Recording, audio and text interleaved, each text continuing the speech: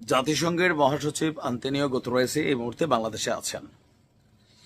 তো তিনি আসায় অনেক খুশি হয়েছেন ডক্টর মোহাম্মদ ইউনূস। তিনি বলছেন যে রোজা তো 15টা চলে, ঈদ আরো 15 দিন বাকি, বাট আপনি আসছেন, ঈদের খুশি ফিল হচ্ছে ডক্টর ইউনূসের কাছে এবং জাতির কাছে। জাতির কি হচ্ছে জানি না, তবে উনি বলছেন যে এটা ঈদের আমেজ। কিন্তু এই আমেজের মধ্যে যে বক্তব্য দিয়ে বসছে জাতিসংঘের মহাসচিব,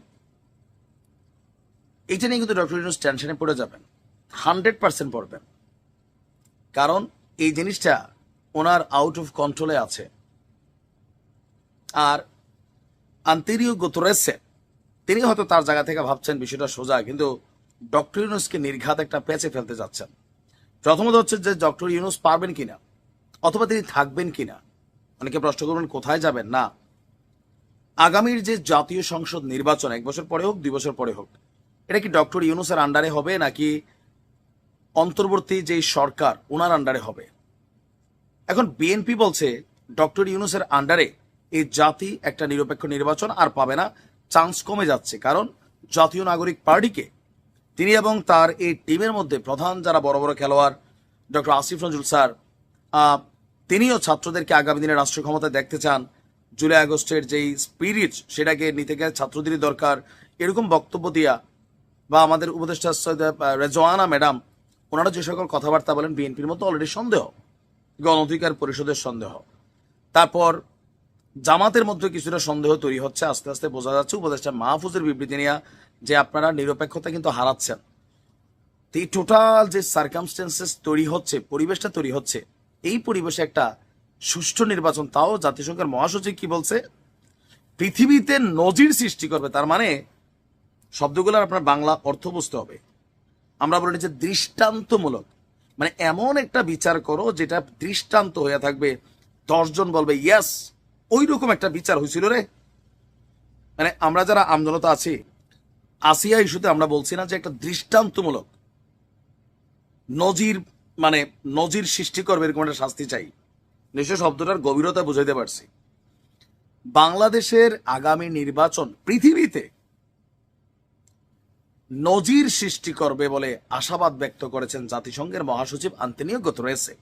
আর এটা সরকারের কাছে তিনি প্রত্যাশাও করছেন যে এমন একটা নির্বাচন সরকার আমাদেরকে উপহার দিবে। প্রশ্ন হচ্ছে, এই যে পৃথিবীতে নজিরবিহীন নির্বাচন দেওয়ার জন্য এই সরকারের রাইটটাও কতটুকু ক্যাপাবিলিটি আছে? কিছুটা আছে, তবে একটা জাতীয় নির্বাচন পরিচালনা করার মতন ক্যাপাবিলিটি আমাদের পুলিশের বা এই মুহূর্তে মাঠে সেনাবাহিনী আছে। অতীতে যখন সেনাবাহিনী নামতো, বুট জুতার আওয়াজে অনেক বুড়ো মানুষের পিসাব পড়ে যেত। বাচ্চারা রাত্রে না ঘুমাইলে মা বলতো, ওই যে শোন, ঠুক ঠুক ঠুক আওয়াজ, সেনাবাহিনী আসছে রে। জালনা খুলে পাবলিক আর্মির গাড়ি দেখলে বাড়ির বউয়েরা ভয়ে দরজা আটকা দিত, কখন জানি সেনাবাহিনী আসে। মানে একটা ভয় তৈরি হয়েছিল জাতির মধ্যে। তবে এই ডক্টর ইউনূসের সরকার আসার পরে অথবা জুলাই অভ্যুত্থানকে ঘিরে সেনাবাহিনীর প্রতি ভয়টা ভেঙে গেছে। দীর্ঘদিন মাঠে ডিপ্লয়েড থাকার পরেও দেশে পুলিশ আছে মাঝে মাঝে, এটাই তো মনে হয় না সেনাবাহিনী আছে। এটা তো এক ধাপ পরে, বাট মাঠে আছে। প্রতিদিন বিভিন্ন জায়গায় নানান ঘটনা ঘটছে, আস্তে আস্তে পরিবর্তিত হচ্ছে। বাট যখন বিষয়টা আসবে নির্বাচন, এই দেশে গত 53-54 বছরে যতগুলো নির্বাচন হয়েছে, জাতি হিসেবে একটা চেয়ারম্যান ইলেকশনেও আমরা দেখছি কিভাবে ভোট চাপে, ছাপে, কাটে, মারে, ফালাই দে জিন্দা।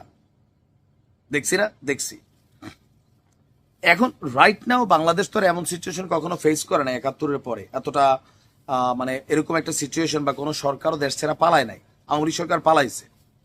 এই টোটাল সিচুয়েশন আইসা মাঠের শক্তিতে বিএনপি জামাত অনেক জায়গায় কাছাকাছি লেভেলে আছে, আবার অনেকে কেউ কেউ থেকে বেশিও আছে। আওয়ামী লীগ আছে বিভিন্ন জায়গায়, জামাত এবং বিএনপি তাদেরকে টানতেছেও মাঠের শক্তির জন্য। এই মুহূর্তে সারা বাংলাদেশে যদি নির্বাচনটা হয়, 1 বছর পরেও হয়, আর অন্য 1 বছরে কি হবে, বাট সরকার কি আসলে ওই পরিমাণ নিরপেক্ষ একটা নির্বাচন ক্রিয়েট করতে পারবে যেখানে মারামারি থাকবে না, হানাহানি থাকবে না, ভোট কেন্দ্র দখল হবে না, কোপাকুপি হবে না, তারপর হচ্ছে জাল ভোট পড়বে না, আমরা সবাই সুন্দরভাবে লাইনে ধরে যাব, ভোট দিব। তারপর যিনি বিপরীত প্রার্থী আছেন তিনি দাবি করবেন না যে ওইখানে কেন্দ্রে ভোট ডাকাতি হচ্ছে, আমরা সবাই হাসি হাসি যিনি পাশ করবেন জয়ের মালা দিয়ে তাকে বরণ করে নিব, মানে এটা কেমন না ভাবতে। কিন্তু এই বাংলাদেশে আমরা কিন্তু আসলে চাই, এরকম নির্বাচনে আমরা চাই। আমি আপনি কি চাই জরুরি না, যারা আমরা দল করি নিজের নেতাকে জিতাইতে জীবন দিতে রাজি আছি ভাই, কেন্দ্র দখলের দায়িত্ব নিতে রাজি আছি ভাই। এই মুডে থাকা ভাইদেরকে ট্যাকেল কইরা রাইট নাও একটা সরকার আছেন যারা, তারাও পক্ষপাত দুষ্ট অনেকটা জাতীয় নাগরিক পার্টির, তো তারা কিভাবে পৃথিবীতে নজির সৃষ্টি করা নির্বাচন দিবে? আবার এই সরকারের আন্ডারে বিএনপি আগামী দিনে গিয়া নির্বাচন মানে কিনা সেইটাও তো ভেজাল। এটা তো ওনার মান সম্মান ইজ্জতের বিষয় হয়ে যাবে যে এত বড় একটা দায়িত্ব তিনি পাইলেন, তারপর তিনি নিরপেক্ষতা হারাইলেন। হ্যাঁ, মানে এরকম অনেক কিছু কিন্তু চলে আসবে। তা আমার কাছে মনে হয় আন্তরিক গুতরেসের যেই বক্তব্যটা, যে তার প্রত্যাশা, এটা ডক্টর ইউনূসকে বিপদে ফেলে দিচ্ছে। কারণ তিনি অলরেডি কিন্তু বাস্তবতা হচ্ছে পক্ষপাত দুষ্ট জাতীয় নাগরিক পার্টির পক্ষে, আর বাকিগুলো তো বাদে দিলাম। কি ঘটবে আসলে আপনার মনে হয়? কমেন্টে লিখতে পারেন। এটা আমার প্রথমত একটা ব্যক্তিগত মতামত দেই। আমার কাছে মনে হয় যে কোথাও না কোথাও ডক্টর মোহাম্মদ ইউনূস মুখে তিনি যাই বলেন, তিনি আসলে শেখ হাসিনাকে বাংলাদেশে ফিরিয়ে এনে ওনার শাসনামলে শেখ হাসিনার বিচার করার বিষয়টাতে খুব বেশি যে আগ্রহী তা না। এটা যৌক্তিক কারণ আছে। কারণ উনি আজীবন রাজনীতি করবেন না, বা তিনি এখানের পার্মানেন্ট পলিটিশিয়ান না। তিনি হচ্ছেন এখানে রাজনীতি করছেন না, মানে তিনি এখন সরকারের দায়িত্বে আছেন। তো যদি শেখ হাসিনাকে বাংলাদেশে ফিরিয়ে আনার সুযোগ হয়, একটা বিচারিক প্রক্রিয়া শুরু হয়ে যায়, আজীবন আওয়ামী লীগ ডক্টর ইউনূসের 14 গোষ্ঠী সহ এটার পিছনে লাগবে। ইভেন এই ভয়টা শুধু ডক্টর ইউনূস না, আপনি আসিফ নজরুল বলেন, এই উপদেষ্টা পরিষদের এনজিও সরকারের যারাই আছে, এই ভয়টা কিন্তু পায়, এটা বাস্তবতা। তবে আমাদের উপদেষ্টারা, ছাত্র উপদেষ্টারা যেটা বলে, এটা হচ্ছে তাদের ব্যক্তিগত পাবলিক সিকিউরিটি। পাবলিক এবং ব্যক্তিগত কেন? শেখ হাসিনা ফিরে আসলে আমরা সবাই জানি চোখ বন্ধ করে এই ছাত্রদের বা এদের পরিবারের, এদের সাথে কানেক্টেড প্রত্যেকটা মানুষরে যদি পাওয়ার লেভেলে আওয়ামী লীগ কখনো আসে, তারা সবচেয়ে বড় ক্ষতিগ্রস্ত হবে। ছাত্ররা কিন্তু এটা জানে, যার কারণে তারা চায় শেখ হাসিনার ফাঁসি একবারে শেষ করে দেখ, তখন আর কোনো ঝামেলা তাদের জীবন নিয়ে তাদের হবে না। তো এই যে নানান আলোচনা, এই আলোচনাতে শেখ হাসিনাকে ফেরানো কি আসলে সম্ভব? এইটা ইউনূস সরকারের জন্য অসম্ভব একটা বিষয়। তবে তিনি ক্ষান্ত দেন নাই, পাবলিকলি জনগণকে বোঝানোর জন্য হইলেও তিনি কিন্তু বিষয়টা নিয়ে কাজ করে যাচ্ছেন, বা তার সরকার কাজ করছে। গতকালকে আপনারা জানেন যে জাতিসংঘের মহাসচিব আন্তোনিও গুতেরেস তিনি যখন বাংলাদেশে আসছেন, জাতিসংঘের মহাসচিব মানে তিনি সারা পৃথিবীর যে দেশগুলো আছে, কয়েকটা দেশ বাদ দিয়া প্রত্যেকটা জায়গায় একজন রেসপেক্টেড ব্যক্তি। ইভেন ওনাদের হস্তক্ষেপে ইসরায়েল পাত্তা দেখ না দেখ, আমেরিকা পাত্তা দেখ না দেখ, রাশিয়া পাত্তা দেখ না দেখ, মিয়ানমার পাত্তা দেখ না দেখ, অনেক দেশ টুকিটাকি পাত্তা দেয়। সেই আশা থেকে শেখ হাসিনাকে ফেরানোর ইস্যুতে গুতেরেসের সাথে আলোচনা করেছেন আমাদের ইউনূস সরকারের যিনি পররাষ্ট্র উপদেষ্টা আছেন।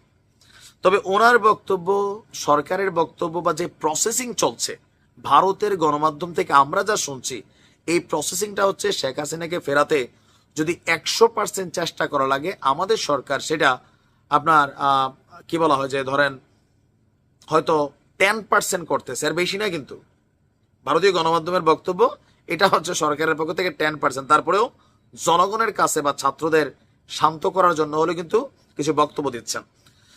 তো গুতেরেসকে হাতের কাছে পেয়ে আমাদের যিনি পররাষ্ট্র উপদেষ্টা আছেন, তিনি বলেছেন যে কিভাবে ভারত থেকে শেখ হাসিনাকে ফিরিয়ে আনা যায় এ বিষয়ে জাতিসংঘ মহাসচিবের সাথে তিনি কথা বলেছেন।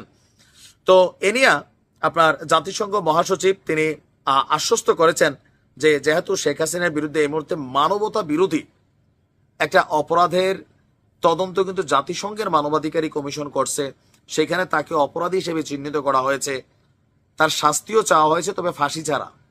তো এই বিষয়গুলো নিয়ে যেহেতু তিনি এই সংস্থাটার প্রধান, তিনি বলেছেন তার দ্বারা যতটুকু সম্ভব তিনি বিষয়টা নিয়ে ভারতের সাথে কথা বলবেন। এখন তার এই বক্তব্য ভারত কতটুকু মানবে মানবে না, নাম্বার ওয়ান, জাতিসংঘকে নরম দেশগুলো আব্বা ডাকে, আর জাতিসংঘ শক্তিশালী দেশগুলারে আব্বা ডাকে, পাত্তা দেন। আপনি বোঝেন না, এই বিষয়টা কিন্তু এরকমই। তো ভারতের সামনে জাতিসংঘের ভূমিকা খুব বেশি না। আর শেখ হাসিনা ইস্যুতে আমার মনে হয় না যে ভারত জাতিসংঘের এই সিদ্ধান্তে মানে কোনো রকম রেসপন্স করবে। নাম্বার 2, জাতিসংঘের যে তদন্ত রিপোর্ট সেখানে কিন্তু আওয়ামী লীগকে ব্যান করার কথা বলা হয় নাই, আওয়ামী লীগকে রাখার কথা বলা হয়েছে। বিষয়টা বুঝতে পারছি। সো এখানে অনেক কিছু আছে যেটা নিয়ে সরকারও বেকায়দায় আছে যে কোন সিদ্ধান্ত নিবে কোনটা নিবে না। যতটুকু আমরা বুঝি গোত্রেসের কথায় ভারত শেখ হাসিনাকে ফেরত দিবে না। ভালো থাকুন।